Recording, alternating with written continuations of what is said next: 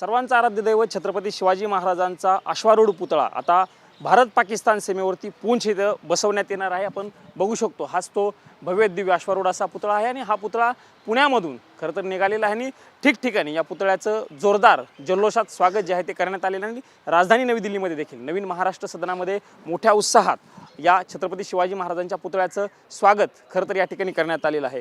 छत्रपती शिवाजी महाराजांचे पुतळे दरवर्षी वेगवेगळ्या ठिकाणी बसवले जातात किंवा स्थापन केले जातात। त्याच्याच पुढचा परिपाक म्हणून हा भारत पाकिस्तान सीमेवरील पूंछ इथं हा पुतळा बसवला जाणार आहे। ज्यांच्याकडनं हा पुतळा घेऊन जातात आम्ही पुणेकर संस्थेचे पदाधिकारी आहेत माझ्यासोबत बोलण्यासाठी। सर स्वागत आहे TV9 मराठीमध्ये।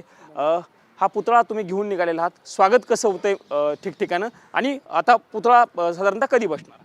स्वागताबद्दल सांगायचं तर पुण्यापासून याचं भव्य स्वागत सुरू झालं। महाराष्ट्राचे उपमुख्यमंत्री सुनेत्रा पवार यांच्या हस्ते त्याचं पूजन झालं त्यांच्या बंगल्यावर। त्यानंतर आशिष शेलार सांस्कृतिक मंत्री आणि शिवेंद्रराजे भोसले यांनीसुद्धा याचं भव्य स्वागत दादरला केलेलं आहे। दादरनंतर आम्हाला सुरतमध्ये तर अक्षरशः 500 लोकांनी आम्हाला अडवून तिथं स्वागत केलं। तसंच बडोद्याला ही त्याचं भव्य स्वागत झालं। आणि काल जयपूरला राजस्थानच्या राज्यपाल हरिभाऊ बागडे यांनी तर खास इथं मोठा समारंभच खास ऑर्गनाईज करून छत्रपती शिवाजी महाराज आणि महाराणा प्रताप यांचं शौर्य कसं आहे तिथल्या राजस्थानच्या सगळ्या जनतेला सांगितलं। तसंच प्रवास करत आज भारताची राजधानी दिल्ली इथं आज आपण आलेलो आहेत आणि इथला प्रवास पानिपत, त्याच्यानंतर अंबाला, पठाणकोट, जम्मू आणि पूंछ इथं 6 तारखेला शिवजयंती तिथीप्रमाणे शिवजयंतीला आपण ते भारतीय जवानांकडं सुपूर्द करत आहोत। 9 मराठी रेजिमेंट जे 500 मीटरवर जिथं भारत पाक आहे पूंछला तिथं त्या बटालियनला आपण हा सुपूर्द करून तिथं त्याचं भूमिपूजन ऑलरेडी झालेलं आहे 12 तारखेला 12 डिसेंबरला।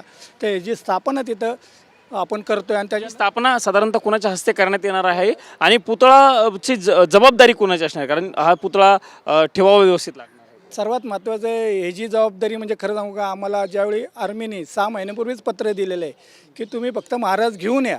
आमचे जवान म्हणजे महाराजांना बघूनच आमची डबल ऊर्जा होते, म्हणजे 10 हत्तीचं बळ जे म्हणतो त्या पद्धतीने येणार। त्यांनी तिथली सर्व जबाबदारी घेतलेली आहे की तुम्ही फक्त स्मारक आणा।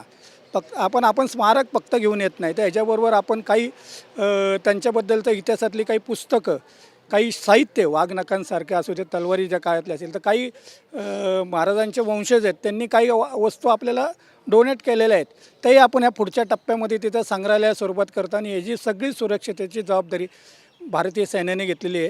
अच्छा, यापूर्वी आपण जपानमध्ये देखील पुतळा पाठवलेला होता। हा पुतळा साधारणतः बनवलेला कोणी आहे आणि पुतळ्याचं वैशिष्ट्य थोडक्यात खरं सांगायचं तर ह्याच्यापूर्वी आपण पूंछ कुपवाडाला पण आपण एकनाथ शिंदे यांच्या हस्ते महाराजांची मूर्ती बसवलेली ISM अश्वारूढ, तशीच जपानला 8 मार्चला आपण टोकियोमध्ये बसवलेली आहे।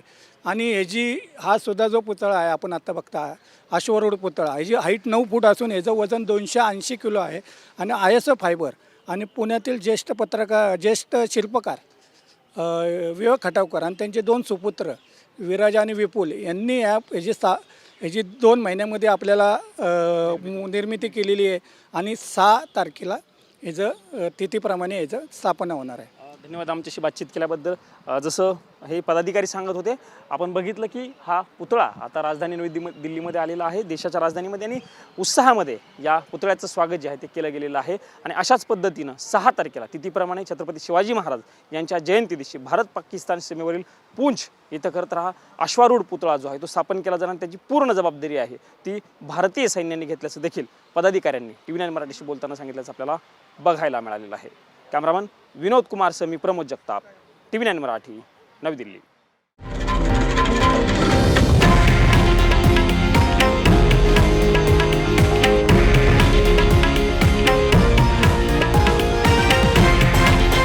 हे आहे देशातील नंबर 1 न्यूज नेटवर्क आणि आपण पाहत आहात TV9 मराठी, एकमेव।